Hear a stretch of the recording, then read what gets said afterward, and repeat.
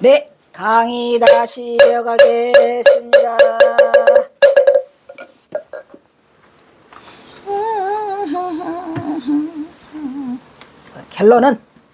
결론은 상림에 가봐라. 어디? 함양 상림 유명하니까 한번 가보시기를 바라고, 경호선사가 함양 마천면에서 했더라. 그 다음 뭐셔?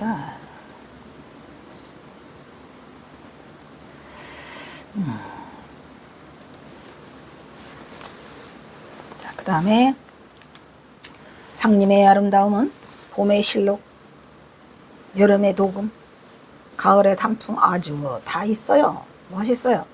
겨울의 설경 등 사철을 통해서 그 절경을 맛볼 수가 있었으니 상림숲은 통일신라 말에 조성된, 통일신라 말이 내내 최치원이가 통일신라 말이니까요. 예? 거기 태수로 왔다 그러잖아요.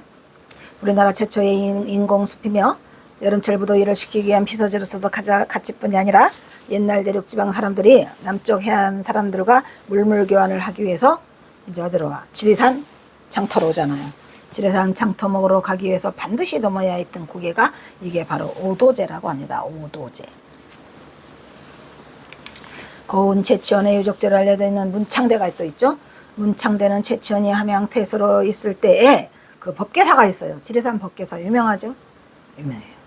지리산 법계사에 자주 왕래를 하면서 이곳에 올라 멀리 서편에 위치한 향적대의 바위에 관역을 만들어 놓고 활을 쏘기도 하였다. 그러니까 최치원이 활도 잘 쐈다 이런 얘기죠. 그였으므로 이곳을 처음에는 시궁대, 시 화살 시자지요, 활궁자지요, 대 또는 고운대, 고운 최치원이니까 뭐 고운대라고 불렀겠죠. 그래서 고운대라고도 하였다. 가 최치원이 사후에 받은 문창호의 시호를 따서 문창대로 계칭을 하였다고 전하고 있으니, 문창후의 시호를 따서 계칭을 하였다고 전하고 있으니 경호는 이곳에 법계사에 들려 참배를 하죠. 경호사는 법계사에 들렸어요. 그래서 이곳 지리산 법계사는 하늘 아래 첫 산사, 유명하죠. 하늘 아래에서 첫 번째 산사, 가장 높은 고지에 있는 산사다 이런 얘기요. 중산리에서 천왕봉을 오르락치면 지리산 법계사는 정멸보궁이 있어요. 정멸보궁이 뭐죠? 법당을 따로 모시지 않고 부처님의 진신사리를 모셔놓은 것을 우리가 정멸보궁이라고 하는데, 우리나라에는 5대 보궁이 있죠. 5대 보궁에는 속하지 않지만 어쨌든 지리산 법계사에 가면은 하늘 아래 첫 산사이기도 하고 이게 있어요. 그래서 정멸보궁이 있어 조선의 사찰 중에 제일 높은 고도에 있는 사찰이 이 법계사예요. 법계사도 한번 시간 되시면 가보세요. 제가 법계사에 가서 뭐 하나 했다 그랬죠? 말했나요? 법계사가 올라갔는데 산 전체가 다 들들들 떠.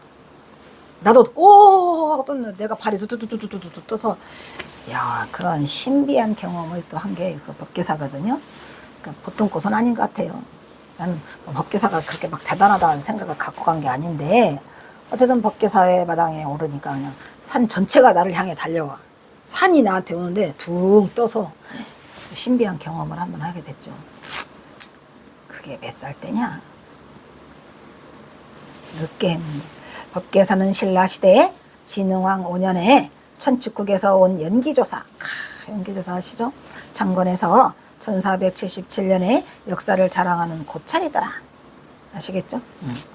일찍이 고려 말에는 남원 인월 황산 전투에서 이성계에 대표한 외적들이 지리산으로 도망치죠. 황산벌 전투에서, 그죠? 그래서 대패를 했어요. 그래서 이제 황산벌 전투에서 대패한 게 누구더라?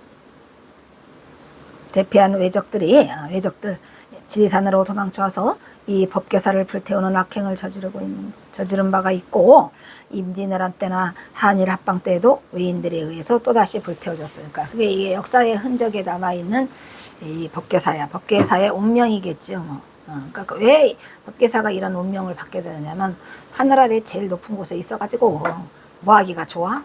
숨기가 좋지. 그러니까 임진왜란 때도 그랬고 한일 합방 때도 그랬고 다 일본 놈들 때문에 그래요. 이 왼수 같은 일본 놈들. 예, 그래서 외인들에 의해서 또다시 불태워진 것이 법계사의 가슴 아픈 뭐더라. 역사더라 이런 얘기죠. 가슴 아픈 역사. 법계사가 흥하면 외국의 기운이 쇠한다. 이거지요. 뭐 다른 거 볼 거 없어요. 왜냐 일본 놈들이 와서 다 말아먹어가지고 법계사를 전부 다 불태우고 임진왜란도 그러고 그래서 나라가 망하려면 법계사가 망하고 법계사가 흥하려면 일본 놈들이 기운이 쇠한다 이런 얘기예요. 그런 풍수설 때문에 그런 풍수들이 원래 있었다고 합니다. 그래서 일본 놈들이 제일 먼저 오면은 법계사부터 해치는 거죠. 그런 슬픈 역사적 비연을 갖고 있는 그게 바로 법계사예요. 풍수설 때문에 외구들이 불도 많이 지른 건데 참 우리나라는 운명적으로 그죠? 그러니까 지정학적으로 이미 지정학적으로 일본 놈이 우리 발밑에 있고 위에는 중국이 있고 이렇게 돼 있어 가지고 굉장히 좀 지정학적으로 이렇게 좀 요충지라기보다는 좀 어려운 여건에 있지만 그 지정학적인 위치를 또 잘 이용한다면 중간적 역할을 할 수 있는 이제 그런 곳이고 뭐 지금은 일본 놈들이 우리나라를 넘볼 수 있겠습니까? 못 넘봐. 못 따가라 가만 안 두지. 그런데 어쨌든 우리나라가 그 외구의 시달림을 좀 많이 받았고 어려움을 많이 겪은 것만은 사실이죠. 외구들이 불도 많이 지른 것으로 더해서 일제강점기에는 그렇죠. 지리산 천왕봉의 전기를 끊겠다고 지리산 천왕봉의 전기만 끊었겠습니까? 그 잡놈들이 돌아다니면서 전부 다 말뚝박죠. 새말뚝 다 박아나가 그거를 또 일일이 캐내려고. 근데 지금도 못 캐낸 게 있을 수가 있겠죠. 그죠? 그래서 그렇게 많은 그 만행을 저지르고 그렇게 많은 악행을 저지르고 우리나라의 전기를 그렇게 끊어보려고 쇠말뚝을 박았음에도 우리나라는 꿋꿋하게 다시 살아났죠. 지금은 절대 굽히지 않아요. 어떻게 보면은 나도 그 많은 시련을 겪으면서 지금은 절대 굽히지 않아요. 절대 굽히지 않아요. 지금은. 그러니까 엄청난 시련을 겪고 강해진 모진 민족이죠. 우리나라가. 그래서 이제 이렇게 그 세계 강국이 되고 그랬는지는 모르지만 어쨌든 그렇다 하더라도 나는 그 너무나 우리나라가 좀 IT 강국으로 넘어서면서 또 AI 인공지능이 세계 최첨단으로 발달되면서 인간성이 좀 말살되거나 인간성이 좀 약해지는 그러한 부분들이 안타까움을 자아내고 있지요. 좀 더 인간적이고 좀 더 우리나라의 민속문화가 같이 함께하는 민족문화유산으로가 있잖아요. 그런 것이 있었으면 하는 안타까움이 아주 많이 있어요. 우리나라 사람도 싸가지 없는 놈들이 많으니까. 그래서 일제강점기에 지리산 천왕봉의 전기를 끊기 위해서 지리산 곳곳을 포함해서 이거 법계사 뒤쪽 혈자리에다가도 새말뚝을 쾅쾅쾅 이놈들이 아주 천장암 안 온 게 천만다행이지 이 잡놈들이 그죠? 어휴 천장암도 연소열이잖아요. 다행이지. 그래서 이 법계사는 그 시련이 많은 곳이라 법계사 뒤쪽 혈자리에서 새말뚝을 다 박았답니다. 근데 지금은 다 뽑아냈지. 경원은 이거 법계사에 들어서면서 이것은 보통 자리가 아니구나 금방 아셨어요. 예.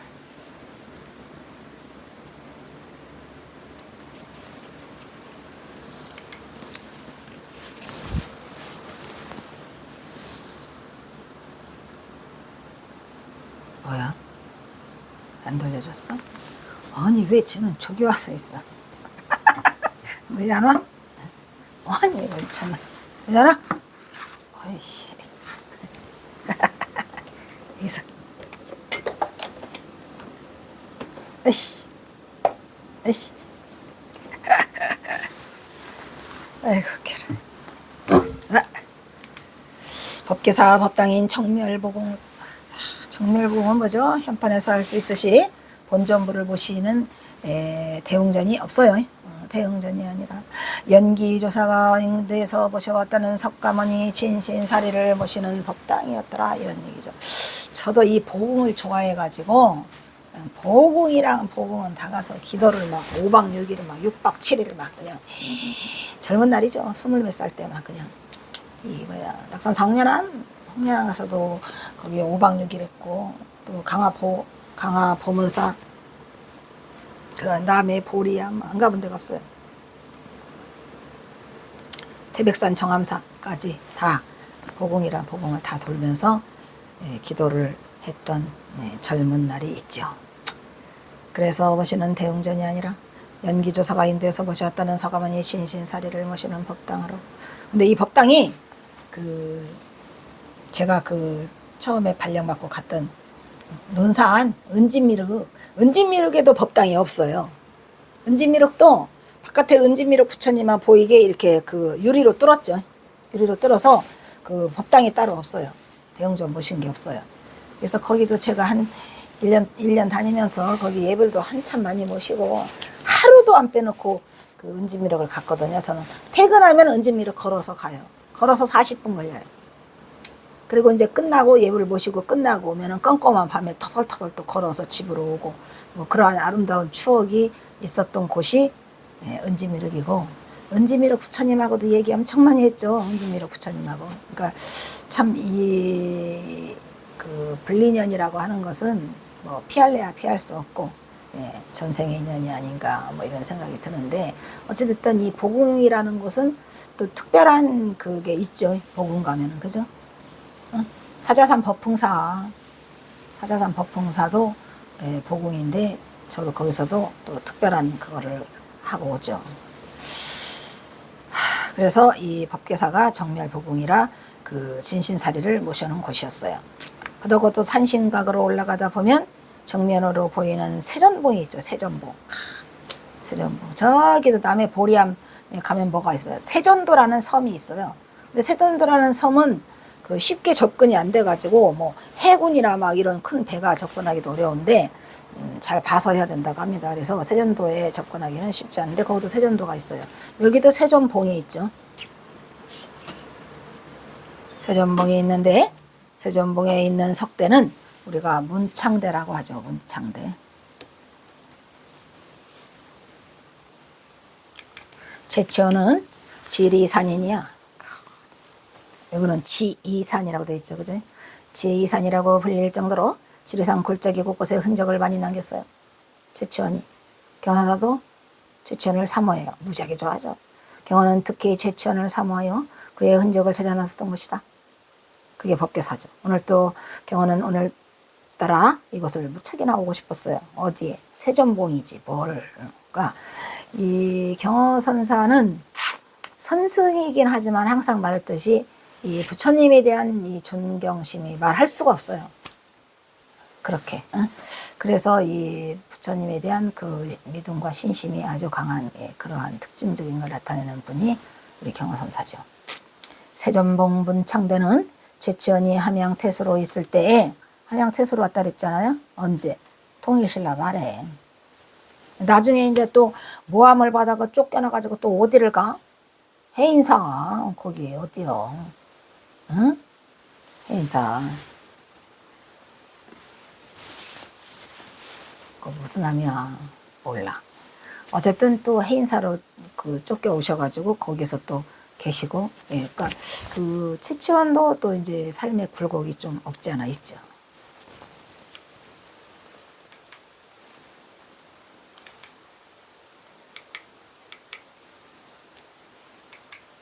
법계사에 자주 왕래하면서 석대에 올라가지고 서쪽 건너편에 있는 향적대 부근의 바위에다가 활쏘기도 했고 활쏘기를 좋아했다 이런 얘기죠. 향적대도 이름을 딱 들어보면 이게 뭐예요? 향적원. 어디야? 수덕사 가면은 향적원이라고 이렇게 크게 있어요. 거기가 뭐예요? 대중들 공양간이야. 밥 먹는 거. 아주 멋있게 크게 지어놨죠. 그죠? 그래가지고 이 향적대도 내내 그런 의미가 있지 않을까 이런 얘기죠. 향적대 부근 바위에 활쏘기를 했으니 훗날 최치원의 시호인 문창후죠. 문창후를 따서 문창대로 불리고 있더라. 또는 고운대로 불리고 있다고도 했어요, 안 했어요? 고운대로 불리고 있다고도 했죠. 에이씨.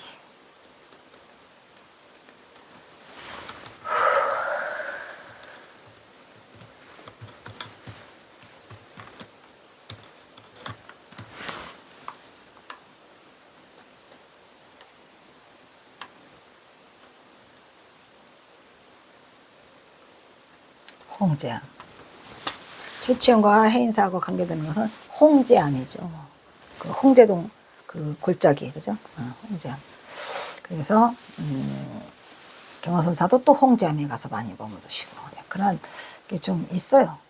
지리산 법계사 3층 석탑은 고려시대 초기 양식으로 3.6m의 자연 안반을 기단석으로 삼아서 몸돌을 올려 쌓은 석탑이다. 이런 탑들이 많이 있어요. 그냥 자연 안반을 그대로 놔둬갖고 그대로 기단석으로.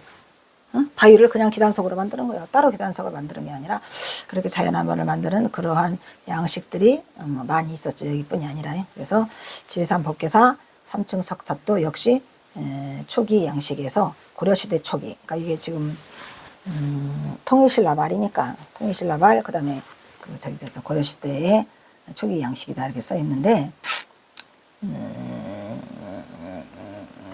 어쨌든 최치원과 그 이 법계사는 또 인연이 있는 곳이다.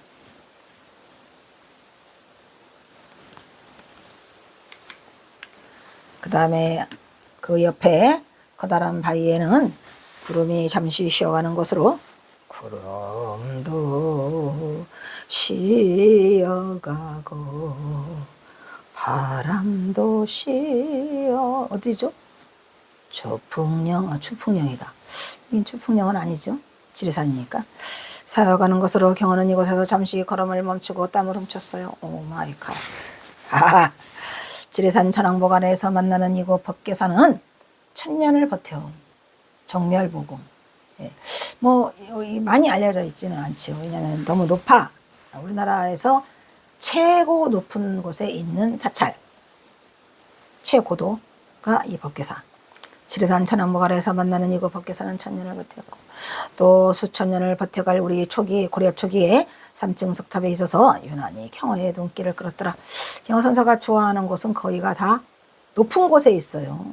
경허선사 나중에서 잘 안 다녀요. 그냥 아주 축지법을 쓰시는지 그냥 어찌나 빨리빨리 제게 움직이셔가지고 그런 곳만 또 찾아다니시잖아요. 그래서 경허의 눈길을 끌었더라. 경호는 이곳이 마치 전생에도 온 곳이니 그렇죠. 전생에도 온 곳인 것처럼 생각이 들었겠지. 그냥 이게 되는 게 아니잖아요. 근데 그런 게 많이 있어요. 저도 전생에 온 것 같은데 라는 생각이 드는 게 있다니까요. 신기하게. 그래서 아마 경화선사도 전생의 인연에 끌리듯이 아마 가지 않았을까.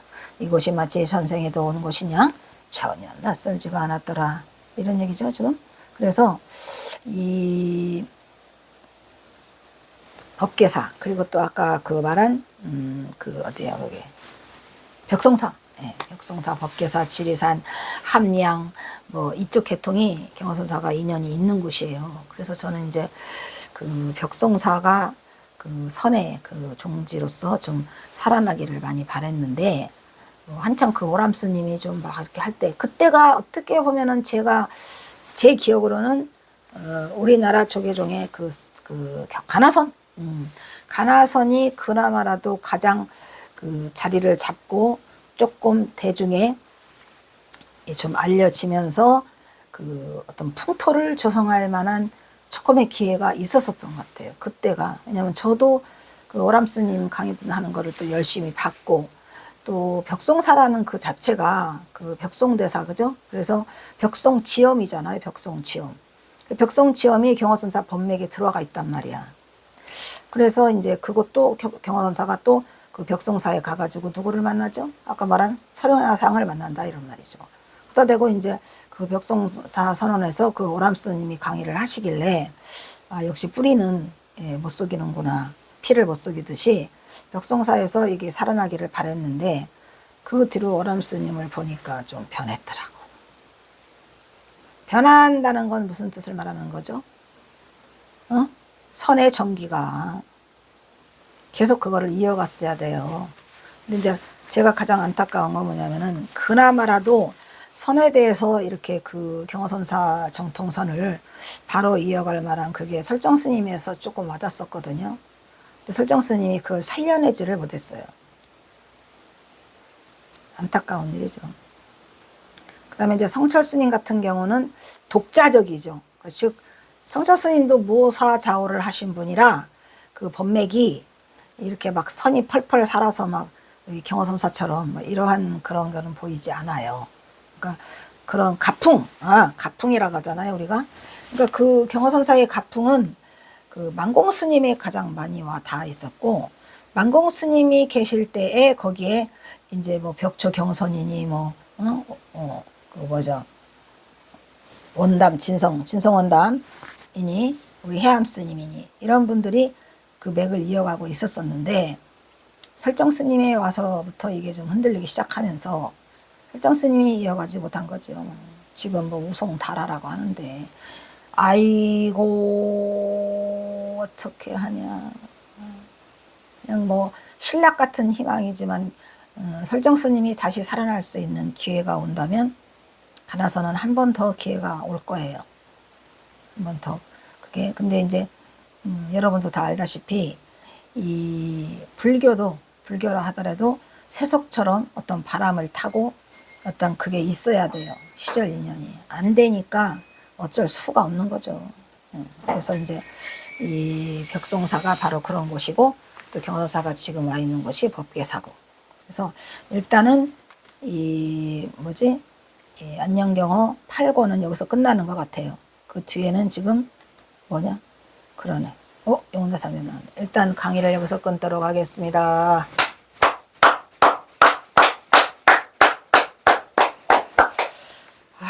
저거를 2개로 나눠야 될 텐데.